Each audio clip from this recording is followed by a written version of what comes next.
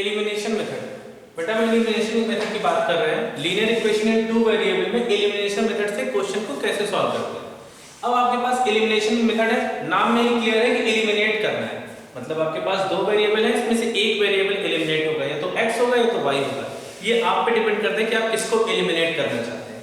देखिए जो आसान तरीका वो ये होता है कि जैसे देखिए इसमें दोनों में सेम साइन है, इसमें डिफरेंट साइन है। हम अगर इन दोनों को सेम कर लें और ऐड कर दें तो आपस में कैंसिल आउट हो जाएंगे, तो हमको जरूरत नहीं पड़ेगी। तो हमने क्या किया, हमने देखा अब इसको कैसे सेम कर सकते हैं। बेटा 3 और 4 का एलसीएम 12 आता है, 3 और 4 का एलसीएम 12 आएगा। तो 3 को 12 बनाने के लिए किससे मल्टीप्लाई करेंगे, 4 से, और 4 को 12 बनाने के लिए किससे मल्टीप्लाई करेंगे, 3 से। तो दोनों इक्वेशन में मल्टीप्लाई कर दिया, 8x 12y is equal to 20 and 9x minus 12y 21। देखिए अब दोनों ऐड हुए, आपका 12y plus minus 12y cancel out हो गया। 8 plus 9 is 17x equal to 41, then x equal to 41 upon 17। आपको x की वैल्यू मिल गई। यही वैल्यू उठा करके आप किसी दोनों में से किसी भी इक्वेशन में पुट कर दीजिए। Like that 2x plus 3y is equal to 5, x की वैल्यू है 41 upon 17 plus 3y is equal to 5, 82 upon 17 plus 3y is equal to 5, then 3y is equal to 5 minus 82 upon 17। LCM ले लीजिए दोनों तरफ, 17 is LCM, it is 85 minus 82 means क्या आ जाएगा, 85 में से 82 क्या है, it is 3 upon 17, और ये 3 इधर आ जाएगा, means y की वैल्यू आ जाएगी 3 upon 51। x एंड y दोनों की वैल्यू निकल गई। ठीक, ये आपका इजी सा टास्क होता है, इसको इसी तरह सॉल्व करेंगे। और आपको क्या करना है बेटा कि एलिमिनेशन मेथड में यही तरीका होता है क्वेश्चन सॉल्व करने का। ये तो मैंने रैंडमली कोई क्वेश्चन ले लिया था, अब आपको मैं क्वेश्चन बताता हूं कि कैसे उसको आप एलिमिनेशन मेथड से सॉल्व करते हैं। ऐसे देखिए क्वेश्चन है ax upon b, क्वेश्चन क्या है ax upon b minus by upon a। इस तरह के क्वेश्चन आपके बोर्ड एग्जाम में आते हैं, ये क्वेश्चन बहुत बार बोर्ड में आया है। Is equal to a plus b, ये पहली इक्वेशन है। दूसरी इक्वेशन गिवन है ax minus by is equal to 2a, ये दूसरी इक्वेशन आपको गिवन है। अब क्या करेंगे आप बेटा, इसमें x और y आपके वेरिएबल हैं, a भी वेरिएबल नहीं है, x और y। हमको x और y की वैल्यू फाइंड आउट करनी है। हम सिंपली क्या करेंगे, एलसीएम ले लिया हमने, a भी एलसीएम आ गया। देखिए इसमें क्या कर सकते हैं, बीच में एक टर्म है माइनस प्लस कुछ भी हो, एलसीएम ले लिए, b से b कैंसिल आउट हुआ, यहां हो गया a square x minus b square y is equal to a plus b। Cross multiply कर लीजिए, a square x minus b square y is equal to a square b plus ab square. आपकी equation बन गई। दूसरी equation क्या थी, दूसरी equation ये लिखिए ax minus by is equal to 2a। ये दो इक्वेशन हो गई। अब इसको सॉल्व करना है। अब बेटा टास्क ये है कि दोनों में सेम साइन है, यहाँ प्लस प्लस है या माइनस माइनस है। आपका मन है कि आप किसको एलिमिनेट करना चाहते हैं, y को या x को। ठीक है, चलिए हम मान लीजिए y को एलिमिनेट कर रहे हैं। अगर हमने y को एलिमिनेट करने से क्या होगा बेटा, इसमें केवल b स्क्वायर और यहाँ b है, मतलब इस इक्वेशन में केवल b से मल्टीप्लाई करना पड़ेगा। ठीक, हम a को भी एलिमिनेट कर सकते थे, तो हमने b को y को एलिमिनेट करने लगे तो क्या हो गया, a square x minus b square y is equal to a square b plus ab square. अब b का सबसे मल्टीप्लाई होगा, क्यों सबसे मल्टीप्लाई होगा, बाद में आप b कॉमन लेके कैंसिल आउट कर देंगे तो इक्वेशन में कोई फर्क नहीं पड़ेगा। यहाँ क्या हो जाएगा, abx minus b square y is equal to 2ab square. अब बेटा सेम साइन है तो क्या करिए, इक्वेशन को सब्ट्रैक्ट कर दीजिए। पर यहाँ से सब्ट्रैक्ट करेंगे तो बेटा सबका साइन चेंज हो जाता है, हर इक्वेशन का साइन चेंज हो जाएगा। देखिए आपका कैंसिल हो गया, माइनस और प्लस में वही चीज है। तो यहाँ क्या आएगा, a square x minus ab x is equal to, यहाँ से क्या आएगा, a square b plus ab square minus 2ab square. अब बेटा इसमें कॉमन है, अगर आप देखें तो इसमें आपका a और x कॉमन है, ax कॉमन ले लिए, क्या बचा a माइनस b। यहाँ पे बेटा देखिए a स्क्वायर b और ab स्क्वायर में से ab स्क्वायर क्या है, माइनस ab स्क्वायर है, क्यों, ये 2ab स्क्वायर और ये ab स्क्वायर है। इसमें भी कॉमन है आपका, क्या कॉमन है, ab कॉमन है, यहाँ भी क्या बचा a माइनस b। तो बेटा x की वैल्यू निकालनी है तो क्या हो जाएगा, ab upon a minus b, और ये पूरा टर्म इधर आ जाएगा a in bracket a minus b, a minus b से a माइनस b कट गया, ऐसे a कैंसिल आउट हो गया, x की वैल्यू डायरेक्ट फाइंड आउट हो गई b, x की वैल्यू b आ गई। अब चाहे इसमें पुट करिए इसमें, बट डिपेंडेंट करता है कि कौन सी इक्वेशन इजी है उस पे वैल्यू पुट करिए। x की वैल्यू b है, ये इक्वेशन आसान रख ली, यहाँ पे x की जगह b रख दीजिए, a into b minus by is equal to 2ab, ab है बेटा, ab इधर आ जाएगा तो minus by is equal to 2ab minus ab, then minus by is equal to ab and y is equal to ab upon minus b, b से b cancel out हुआ, y is equal to minus a, ये आपकी value आ गई x equal to b and y is equal to minus a। अब बेटा आपको मैं एक बात और बता दे रहा हूँ कि आपका ये आंसर सही है या गलत, आप ये भी चेक कर सकते हैं। कैसे?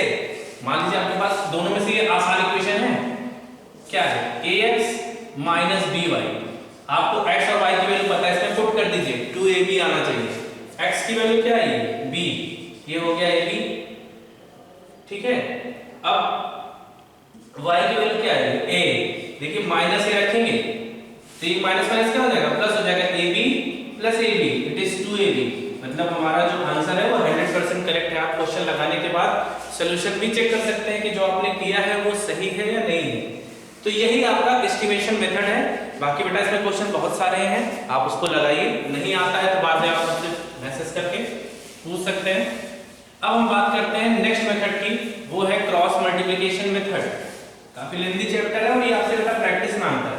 इस चैप्टर में आप जितनी प्रैक्टिस करेंगे उतना ही आपका चैप्टर क्लियर होगा। तो एग्जांपल्स लगा डालिए जितने सारे दिए हैं। Next, cross multiplication method. Cross multiplication method की बात करें तो क्या कहता है ये मेथड, पहले ये समझो बेटा। इसमें एक बहुत बड़ा सा फार्मूला है, याद नहीं करेंगे, हम लोग ट्रिक से लिखना सीखेंगे। चलिए मैं पहले आपको फार्मूला लिखना सिखाता हूं। आपको लीनियर इक्वेशन क्या होती थी ये आपको पता है, a1x + b1y + c1 = 0, a2x + b2y + c2 = 0। देखिए ट्रिक से कैसे लिखते हैं इसको, हमने लिख लिया x y और कांस्टेंट को हम 1 मानते हैं, x y 1। देखिए हमारा x में कहां से स्टार्ट है, a1 a2 से स्टार्ट है, तो यहां से ना स्टार्ट करके नेक्स्ट से स्टार्ट करेंगे, मतलब कहां से, b1 b2 पर बेटा क्या आता है, c1 c2, तो हो जाएगा c1 c2 के बाद फिर क्या आएगा, a1 a2 और फिर लास्ट में b1 b2। जहां से स्टार्ट करेंगे वहीं स्टॉप कर देंगे, इतना ध्यान रखिएगा। x वाला टर्म है बेटा, तो a1 a2 था ना, तो वहां से छोड़ देंगे, b1 b2 बाद c1 c2 के बाद फिर से a1 a2 और फिर से b1 b2। अब फार्मूला कैसे लिखते हैं ये समझिए। ये जो ऊपर क्रॉस मल्टीप्लाई, बेटा मेथड ही कह रहे हैं कि क्रॉस मल्टीप्लाई मतलब सबका क्रॉस मल्टीप्लाई होगा, इसका ऐसे इसका ऐसे, ठीक है, क्रॉस मल्टीप्लाई करेंगे। बस ये ट्रिक ध्यान रखिएगा कि जो ऊपर वाला रहता है इससे मल्टीप्लाई करने पे हमेशा वैल्यू प्लस में आएगी, और ये जो नीचे वाला रहता है इससे मल्टीप्लाई करने पे हमेशा वैल्यू माइनस में आएगी। मतलब x upon b1 c2 minus b2 c1 is equal to y upon c1 a2 minus c2 a1 and 1 upon a1 b2 minus a2 b1। बन गया आपका formula, x upon b1 c2 minus b2 c1। देखिए b1 c2 नीचे वाला minus में, plus में minus में, plus में माइनस में, फार्मूला आपका डिराइव हो गया। अब बात करते हैं क्वेश्चन की। बिल्कुल कोई नीड नहीं है इसको याद करने की, एग्जाम में आता है तो आप ऐसे ही लिखिएगा। जैसे समझिए आपको एक इक्वेशन में दे रहा हूं क्रॉस मल्टीप्लिकेशन से करने के लिए। जैसे इक्वेशन लिखिए 2x + 3y = 17, ऐसे दिया है, इसको लिख लीजिएगा 2x + 3y - 17 इसको इधर ले आइए कांस्टेंट को, ठीक। दूसरी इक्वेशन है 3x - 2y = 6, 3x - 2y = 6, इसको क्या लिख लेंगे, 3x - 2y - 6 = 0। कंपेयर कराएंगे बेटा तो a1 की वैल्यू 2, b1 की वैल्यू 3 और c1 की वैल्यू 17 नहीं रहेगी, -17 आएगी, इस चीज का ध्यान रखिएगा। सिमिलरली a2 की वैल्यू 3, b2 की वैल्यू -2 और c2 की वैल्यू -6। इन्हीं वैल्यू को आप ऐसे फार्मूला लिख सकते हैं कॉपी में, अपने एग्जाम की कॉपी में भी आप ऐसे लिख सकते हैं। यहां से आप इसको डिराइव करके दिखा देंगे कि हमने ये फार्मूला निकाल लिया।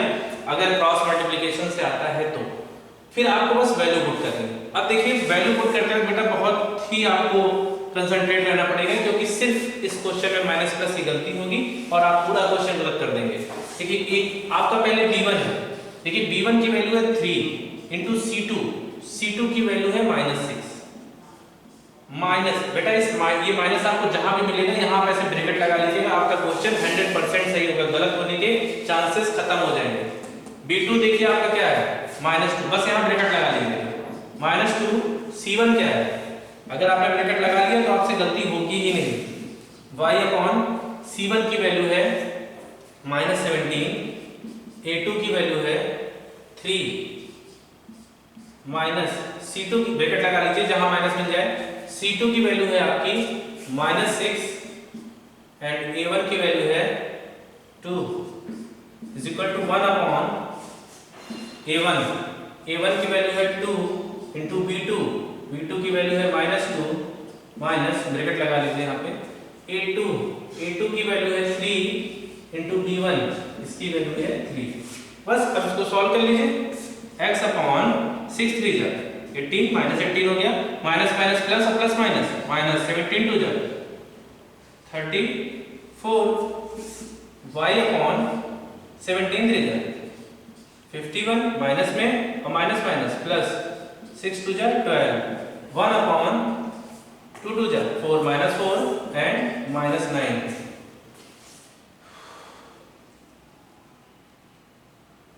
अब देखिए माइनस माइनस प्लस होता है, x अपॉन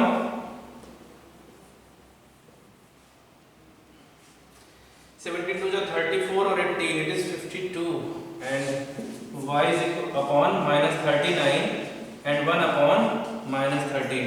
चलो चेक कर लीजिए, b1 की वैल्यू है 3 एंड b1 c2 की वैल्यू है -6 इट इज -18 माइनस b2 की वैल्यू है -2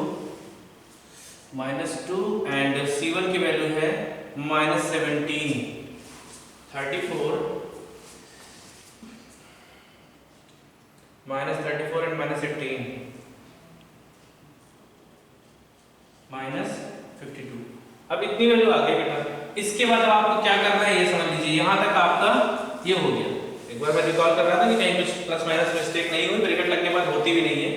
अब यहां से क्या करना है, यहां से कुछ नहीं है, इसको एक बार इससे कंपेयर करा दीजिए और y को भी कांस्टेंट से कंपेयर करा दीजिए, मतलब x upon -52 is equal to 1 upon -13, minus से माइनस कैंसिल आउट हो जाएगा, क्रॉस मल्टीप्लाई कर दीजिए 52 अपॉन 13 4 जा 52, x की वैल्यू आ गई 4।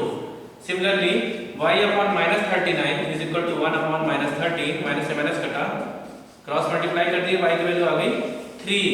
बस ये क्वेश्चन आपका सॉल्व हो गया। आप अपनी इक्वेशन में वैल्यू रख के चेक कर लीजिए, किसी में भी रख दीजिए आंसर आ जाएगा। देखिए x की वैल्यू है 4 प्लस y की वैल्यू है 3 3 3 जा 9 4 2 जा 8 it is 17 is the answer. तो हमारा ये कैलकुलेशन 100% करेक्ट है। क्रॉस मल्टीप्लिकेशन है, प्रैक्टिस आपको करनी है, ठीक है। क्वेश्चन बहुत सारे मैंने मेथड सिखा दिए, बाकी करना आपका काम। सारे क्वेश्चन बोर्ड पे यहाँ पे वीडियो में बनेंगे तो बहुत लेंथी वीडियो हो जाएगी, समझा दे रहा हूँ कि कॉन्सेप्ट आपको क्लियर है, आपको करना कैसे, बाकी आप प्रैक्टिस करिए। अगर आपको 1 अपॉन x, मैं एक चीज और बता दे रहा हूँ, अगर आपको कोई इक्वेशन इस तरह दी हो, सुन लीजिए इसको भी, कि आपको कोई इक्वेशन लिखी हो 2 upon x plus 3 upon y is equal to 5, तो बेटा इसमें हमेशा क्या करना, लेट कर लेना, 1 अपॉन x को u मान लेना और 1 अपॉन y को v मान लेना, ये कंसीडर कर लेना, ये इक्वेशन बन जाएगी 2u plus 3v is equal to 5। आपकी इक्वेशन बन गई, x और y की जगह u भी आ गया। सिमिलरली दूसरी इक्वेशन भी कुछ ऐसे लिखी होगी, 3 upon x plus 4 upon y is equal to 7, ये हो जाएगा 3u plus 4v is equal to 7। अब ये दोनों इक्वेशन को आप फर्दर सॉल्व कर लेंगे, ठीक है।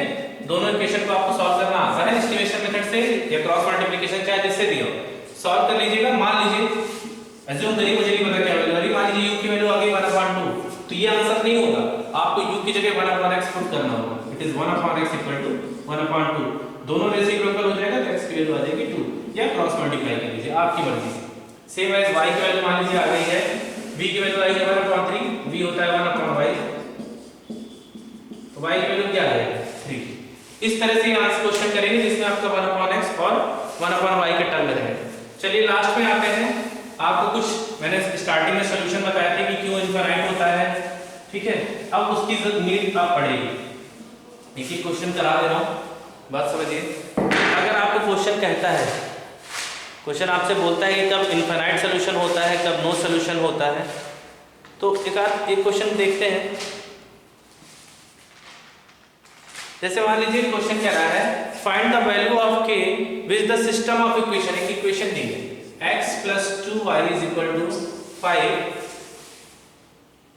and 3x + ky - 15, 3x + ky - 15 = 0। ये दो इक्वेशन दी है। कह रहा है k की वो वैल्यू बताइए, find the value of k with the system of equation has no solution.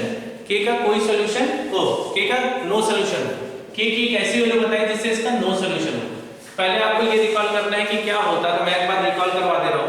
जब आपकी दोनों इक्वेशन सेम होती थी तो a1/a2 = b1/b2 = c1/c2, तो इस कंडीशन में इनफाइनाइट सॉल्यूशन होते थे। मैंने बताया शुरू में इनफाइनाइट सॉल्यूशन। अगर दोनों सेम है, हमको रॉन्ग इंफॉर्मेशन दी जाए तो यहाँ पे नॉट लग जाता है। ये होता है हमारा नो सॉल्यूशन। और जो हमको पूरे चैप्टर में पढ़ना है उसमें क्या होता था, a1/a2 is not equal to b1/b2, ये होता है यूनिक सॉल्यूशन। ठीक, तीन कंडीशन ही रहेंगी, तीनों कंडीशन से आपको k की वैल्यू फाइंड करनी रहेगी। यही पूरे चैप्टर में आपसे पूछेगा। तो जैसे इस कंडीशन कह रहा है तो इसको इधर ले आइए, -5 = 0 हो जाएगा। तो a1 की वैल्यू है 1, a2 की वैल्यू है 2, सॉरी a1 की वैल्यू है 1, b1 की वैल्यू है 2 और c1 की वैल्यू है -5। a2 की वैल्यू है 3, b2 की वैल्यू है k एंड c2 की वैल्यू है -50। ये आ गया, सिंपल सा याद कर लेंगे। आप कंपेयर करेंगे इस इक्वेशन को a1x + b1y + c1 = 0 और इसको a2x + b2y + c2 = 0। क्योंकि कंडीशन क्या है कि find the value of k with the system of equation has no solution. इसके नो सॉल्यूशन होने हैं। नो सॉल्यूशन कब होता है, आपको ये कंडीशन पता है कि जब a1 a2 b1 b2 equal हो लेकिन is not equal to c1/c2। अब देखिए a1 क्या है 1, a2 क्या है 3, b1 आपका यहाँ पे है 2, b2 क्या है k is not equal to c1 क्या है -5 एंड c2 क्या है -15। ये कैंसिल आउट हो गया। अब देखिए बेटा इनका आपस में मल्टीप्लाई कर दीजिए। हम पहले 1/3 = 2/k ले लिए तो k की वैल्यू आ जाएगी 6। मतलब k की वैल्यू क्या आनी चाहिए थी 6। तो k = 6 के लिए इसका नो सॉल्यूशन होगा। लेकिन इतने पे आंसर मत छोड़िएगा। अगर आपने कर दिया तो आपको एग्जैक्टली नहीं पता होगा इसका नो सॉल्यूशन k = 6 है कि नहीं है। अब देखिए यहाँ पे क्या है 2/k = 5/15, मतलब कट करके लिख देंगे 1/3। ठीक, k की वैल्यू क्या रखेंगे 6, k की वैल्यू 6 रख दीजिए। जो आया है 2/6 इज नॉट इक्वल टू 1/3। ये क्या आ जाएगा 1/3 इज नॉट इक्वल टू 1/3। क्या ये पॉसिबल है कि 1, इसलिए मैं ये क्वेश्चन करा रहा था कि 1/3 के इक्वल नहीं हो। ये तो इम्पॉसिबल चीज, ये हो ही नहीं सकता। तो इसका मतलब क्या है k = 6 इसका सॉल्यूशन नहीं है। क्यों नहीं है, क्योंकि बेटा यहाँ पे इक्वेशन सेटिस्फाई नहीं कर रही। मैं रख के दिखा दे रहा हूँ। ये इक्वेशन देखिए, अगर आप 6 रख देंगे तो ये हो गया 1/3 a1/a2, 2/6 मतलब 1/3 एंड 5/15 मतलब 1/3। क्या ये नो सॉल्यूशन है? ये तो इनफाइनाइट सॉल्यूशन हो जा रहा है। मतलब k is not equal to 6। तो k is not equal to 6। यहाँ पे आगे बेटा देखो, अभी आपने यहाँ लिख दिया होता कि k = 6 के लिए इसका नो सॉल्यूशन है। जब आगे आपने सॉल्व किया तो आपको पता चल रहा है कि k = 6 के लिए इसका सॉल्यूशन होगा ही नहीं। ठीक है, तो यहाँ पे क्या होगा k की कोई वैल्यू ऐसी नहीं होगी जिसके लिए इसका नो सॉल्यूशन। क्यों नहीं होगी? चलिए बेटा आपको पता है नो सॉल्यूशन के लिए ये कंडीशन होती है। अगर आप कहते हैं सर k की कोई और वैल्यू ले लें, हम आपको बता रहे हैं। अब क्लास होती तो ज्यादा डिस्कशन अच्छे से होता। a1, अब ये बेटा देखो क्या कंडीशन है नो के लिए, ये दोनों इक्वल होना चाहिए। ठीक, और ये इक्वल नहीं होना चाहिए। तो तुम k की जगह 6 के अलावा कुछ ऐसा रखो जिससे ये 1/3 आ जाए। पॉसिबल ही नहीं है। 6 के अलावा तुम यहाँ k की जगह कुछ भी ऐसा रख दो कि इन दोनों का रेशियो 2/k 6 आ जाए। ये पॉसिबल ही नहीं है। तो इसीलिए इस क्वेश्चन में कोई सॉल्यूशन नहीं होगा k का। ठीक है, और अगर यहाँ पे मान लीजिए इसको सॉल्व करने का कुछ क्वेश्चन आपको ऐसे मिलेंगे 1/2 इज नॉट इक्वल टू 1/3 आ जाता है, इस तरह से आ जाता है। तो k = 6 के लिए इसका नो सॉल्यूशन हो जाता है। ठीक है, बाकी क्लास में मिलेंगे तो ज्यादा अच्छे से डिस्कशन होगा।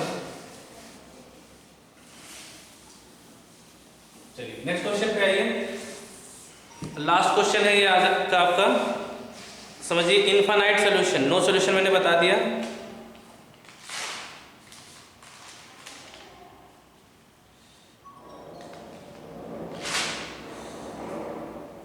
अच्छा बेटा कंसिस्टेंट इनकंसिस्टेंट मैं आपको बता चुका हूं।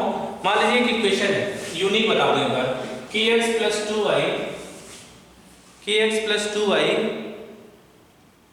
3, मतलब -3 = 0 एक इक्वेशन है, और 3x + 6y - 10 = 0 ये दूसरी इक्वेशन है। आप इसको हमेशा किससे कंपेयर करेंगे, a1x + b1y + c1 = 0, a1 की वैल्यू k, b1 की वैल्यू 2 एंड c1 की वैल्यू -3, a2 की वैल्यू 3, b2 की वैल्यू 6 एंड c2 की वैल्यू -10, ये बन गई। अगर आपसे कहता है बेटा वैल्यू दी होगी और आपको दिखाना है यूनिक सॉल्यूशन, तो आपको ये दिखाना पड़ेगा कि a1/a2 = b1/b2, लेकिन वो क्वेश्चन नहीं पूछा जाता। आपसे ये पूछा जाएगा कि for which value of k, कि ऐसी कौन सी वैल्यू होती है कि यूनिक सॉल्यूशन हो जाए। अब देखिए a1 की वैल्यू क्या है k, a2 की वैल्यू क्या है 3, = b1 की वैल्यू क्या है 2, b2 की वैल्यू क्या है 6। तो बेटा बस सॉल्व कर लीजिए, k ≠ 1।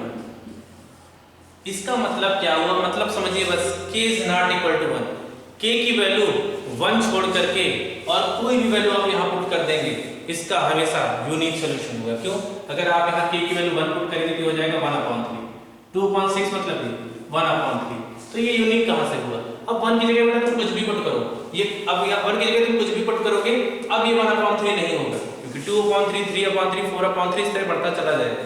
तो k की वैल्यू 1 को छोड़ करके आप कुछ भी रखेंगे तो हमेशा इसका क्या होगा, एक यूनिक सॉल्यूशन होगा। तो यूनिक वाले क्वेश्चन नहीं, आपके मेनली इनफाइनाइट और नो सॉल्यूशन आता है। नो सॉल्यूशन मैंने आपको एक क्वेश्चन डिस्कस करके बता दिया, बहुत अच्छा क्वेश्चन था। अब इनफाइनाइट सॉल्यूशन का एक क्वेश्चन बता दे रहे हैं। देखिए दिया है 2x + 3y - 7x = 0, एक इक्वेशन है। दूसरी इक्वेशन है आपकी 2k - 1। वीडियो है बेटा, बहुत धीमे नहीं पढ़ा सकते हैं क्योंकि आप बोर हो जाएंगे। 2k - 1y and k + 1x =